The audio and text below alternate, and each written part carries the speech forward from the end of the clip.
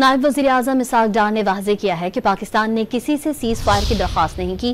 امریکی وزیر خارجہ نے فون پر بتایا بھارت جنگ بندی چاہتا ہے تو پاکستان نے بھی رضامندی ظاہر کر دی۔ پھر سعودی عرب، ترکیہ اور چین سے بھی فون آئے۔ دنیا کو بتا دیا تھا پہل نہیں کریں گے، مگر بھارت نے کارروائی کی تو جواب ضرور دیں گے۔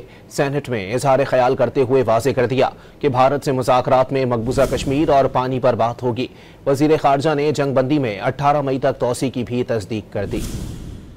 سب سے پہلے مجھے جو فون آتا ہے 8:15 10 مئی کی صبح، وہ سیکٹری روبیو کا آیا، امریکی جو سیکٹری آف اسٹیٹ۔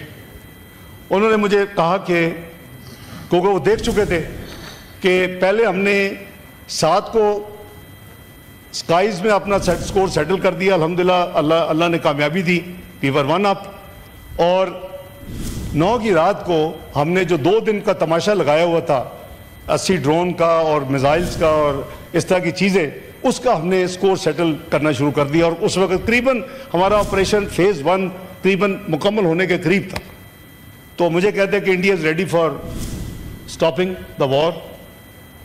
میں نے کہا if India is ready, we will also stop.